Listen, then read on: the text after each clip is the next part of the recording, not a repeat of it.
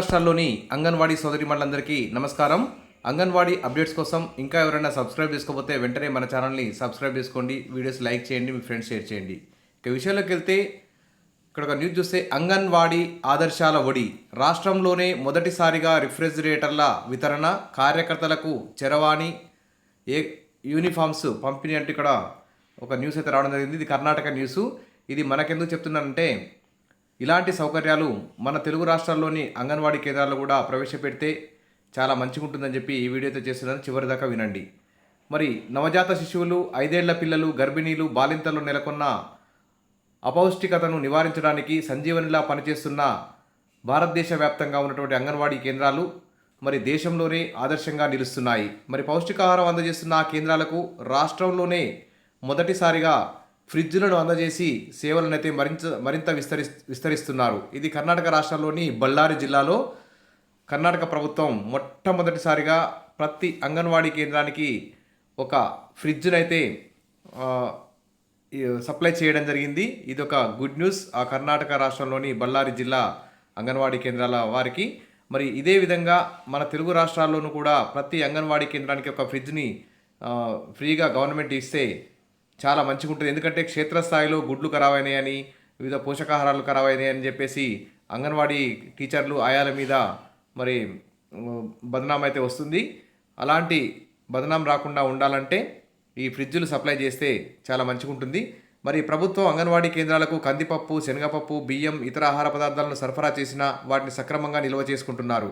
నిత్యం తాజా కూరగాయలు, పాలపొడి, కోడిగుడ్లు, ఆకుకూరలు వంటి వాటిని కొనుగోలు చేసినా వాటిని నిల్వ చేసుకోవడానికి మన అంగన్వాడీ కేంద్రాలు అయితే ఇప్పుడు అవకాశం లేదు. ఫలితంగా అంగన్వాడీ కార్యకర్తలు ఇంటికి తీసుకెళ్లేవారు. ఇలా ఇంటికి తీసుకెళ్ళినప్పుడు ఆ అంగన్వాడీ టీచర్లు సరుకులన్నీ ఇంటికి తీసుకెళ్తున్నారని చెప్పేసి మరి ఊర్లో వాళ్ళు కూడా అంగన్వాడీ టీచర్లని ఆందోళనకు గురి చేసేవాళ్ళు.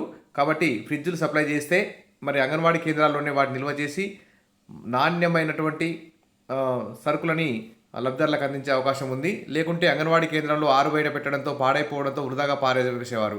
వేసవిలో కోడిగుడ్లు చెడిపోవడంతో పిల్లలు, గర్భిణీలు, బాలింతలకు ఇవ్వకుండా వృధాగా పడేసేవారు. అర్హులైన వారికి పౌష్టికాహారం ఇవ్వడం అంగన్వాడీ కార్యకర్తలకు కష్టంగా ఉండేది. ఈ నేపథ్యంలో మరి కర్ణాటక రాష్ట్రంలోని బళ్ళారి జిల్లాలో ప్రతి అంగన్వాడీ కేంద్రానికి రిఫ్రిజిరేటర్ అందించడంతో, ఫ్రిడ్జ్లు అందించడంతో ఇలాంటి నిల్వ చేసే సమస్యకైతే అడ్డుకట్టబడింది. మరి ఇదే విధంగా మన తెలుగు రాష్ట్రాల్లోనూ ప్రతి అంగన్వాడీ కేంద్రానికి ఒక ఫ్రిడ్జ్ సప్లై చేయాలి. అప్పుడు అంగన్వాడీ కార్యకర్తలు మంచిగా సరుకుల్ని పాడైపోకుండా నిల్వ చేసుకునేటువంటి అవకాశం ఉంది. మరి మొత్తానికైతే బళ్ళారి జిల్లాలోని అంగన్వాడీ కార్యకర్తలు అయితే పాలపొడి, కూరగాయలు, ఆకుకూరలను నిల్వ చేసుకుంటున్నారు. ఇక్కడ ఫ్రిడ్జ్లో చూడండి, గుడ్లు ఎంత మంచిగా పెట్టి ట్రేలలో పెట్టి ఇక్కడ ఫ్రిడ్జ్లో నిల్వ చేస్తున్నారు, ఇతర ఆహార పదార్థాలు కూడా. కాబట్టి బళ్ళారి జిల్లాలోని అంగన్వాడీ కేంద్రాలకు అయితే గుడ్ న్యూస్ అని చెప్పొచ్చు. ఇక 1469 స్మార్ట్ ఫోన్లు సరఫరా చేశారట. ఇక ప్రభుత్వం చేపడుతున్న చర్యలు సత్ఫలితాలు ఇస్తున్నాయి. అంగన్వాడీ కేంద్రాలకు సరఫరా చేసిన కోడిగుడ్లు, ఇతర పాడయ్యే వస్తువులను నిల్వ చేయడానికి ఫ్రిడ్జ్లు ఎంతో ఉపయోగపడుతున్నాయి. వాటిని దుర్వినియోగం చేసుకోకుండా సక్రమంగా ఉపయోగించడానికి ప్రతి కేంద్రంపై నిఘా పెట్టామంటూ మహిళా శిశు అభివృద్ధి అధికారి కర్ణాటక నుంచి అయితే తెలియజేస్తున్నారు.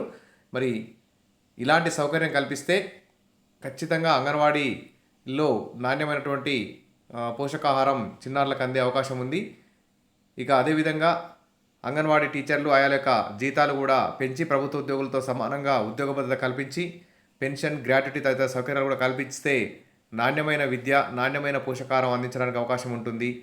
ఈ కర్ణాటకలోని బళ్ళారి జిల్లాని ఆదర్శంగా తీసుకొని ప్రభుత్వం వెంటనే, తెలుగు రాష్ట్రాల్లోని ప్రభుత్వాలు కూడా వెంటనే ప్రతి అంగన్వాడికి ఒక ఫ్రిడ్జ్ని సప్లై చేస్తుందని చెప్పి ఆశిద్దాం. Wish all the best. మరిన్ని అప్డేట్స్ కోసం మన ఛానల్ని ఫాలో అవుతుండండి. Thank you.